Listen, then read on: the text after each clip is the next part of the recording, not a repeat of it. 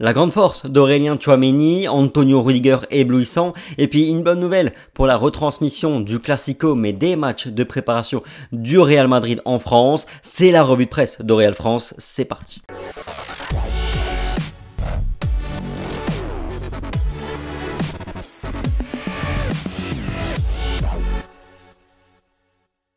Salut à tous, j'espère que vous allez bien aujourd'hui. Revue de presse et les unes pour démarrer comme d'habitude.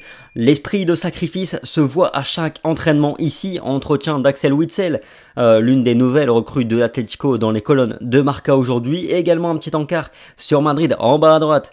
Avec là aussi un petit entretien de Fabrice Gauthier, préparateur physique personnel d'Aurélien Tchouaméni. Et puis du côté de As à présent, Superman Rudiger, le défenseur allemand du Real Madrid, impressionne Carlo Ancelotti à la veille de faire ses débuts officiels. Enfin, pas officiel avec le Real Madrid. Commençons, si vous le voulez bien, par les déclarations de Fabrice Gauthier qui travaille avec Aurélien Tchouaméni, ce physiothérapeute et ostéopathe français qui vit à Los Angeles depuis plus de 20 ans maintenant, est habitué à travailler avec des joueurs professionnels, notamment des joueurs de NBA comme Tony Parker ou Boris Diaw à l'époque. Il a rencontré Aurélien Tchouaméni en 2019 alors que ce dernier avait un petit souci à la cheville. Parmi la chose qui l'a le plus impressionné au sujet de Aurélien Tchouaméni, il a répondu, je cite, « Sa mentalité, en incluant Jules Koundé dans l'affaire, il m'impressionne par rapport à leur âge.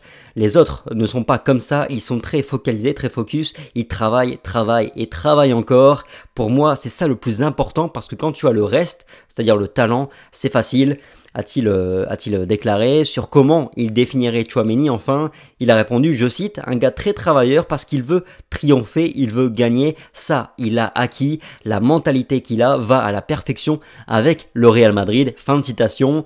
La retranscription complète de l'interview est disponible sur real-france.fr. Una loca, une roche pour Ancelotti. Antonio Rudiger éblouit son entraîneur de par ses capacités physiques, nous rapporte le quotidien AS aujourd'hui. La saison passée, l'Allemand a d'ailleurs été enregistré comme le joueur le plus rapide de Première Ligue avec une vitesse de pointe à 36,7 km/h.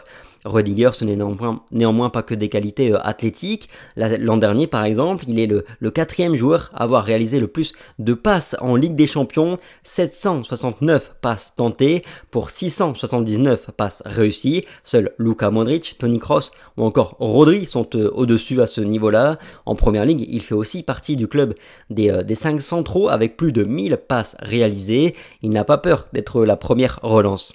Par ailleurs, ses proches disent de lui qu'il bosse non pas à 100 mais à 120% et c'est ce qui explique en partie son succès, à tel point qu'il s'est aménagé une chambre hyperbare où il va se reposer. En clair, cela permet d'augmenter la quantité d'oxygène dissous dans le sang et les tissus, ce qui facilite, améliore la récupération notamment. L'Allemand ouvre aussi plus d'options sur le plan tactique à Carlo Ancelotti et on les compte au nombre de 3 actuellement d'après le quotidien AS, le 4-3-3 traditionnel et sa version hybride bien sûr avec Fede Valverde qui se charge du flanc droit, mais désormais le Real Madrid pourra aussi évoluer avec une défense à 3.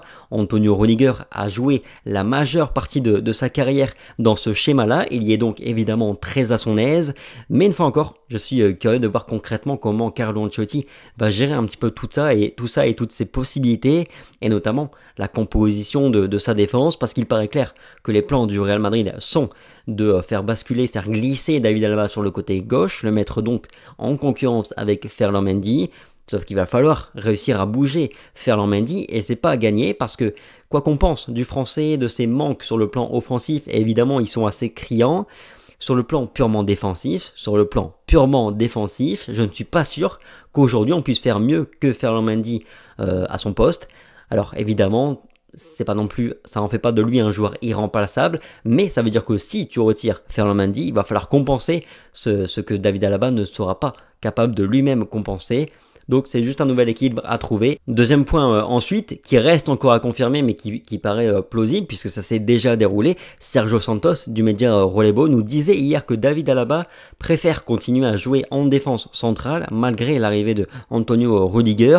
Il en aurait déjà parlé avec Carlo Ancelotti. Pour rappel, au Bayern Munich déjà, David Alaba qui jouait à gauche à l'époque avait demandé à devenir un défenseur central, donc affaire à suivre. Ce sera en revanche la petite question du jour. Est-ce que vous imaginez le Real Madrid évoluer avec une défense à 3 la saison prochaine? Dites-moi un petit peu dans les commentaires et puis on en reparle demain. À part ça, le Castilla fête ses 50 ans aujourd'hui. Il s'agit toujours aujourd'hui de la seule équipe, la seule filiale, la seule équipe réserve à avoir atteint une finale de Copa. C'était en 1980 et c'était d'ailleurs contre l'équipe A du Real Madrid. À l'époque, bien entendu, les grands s'étaient imposés contre les petits, mais c'est aussi la seule filiale à avoir joué un match de Coupe d'Europe et c'est aussi la seule filiale à avoir remporté un titre de deuxième division. C'était évidemment avec la Quinta del Buitre. Aussi, le Real Madrid poursuit sa pré-saison à Los Angeles et Florentino Pérez en était sa star hier. Non, le président madrilène ne s'est pas entraîné avec le reste du groupe, mais il a passé quasiment 1 heure à signer des autographes aux supporters madrilènes présents sur place.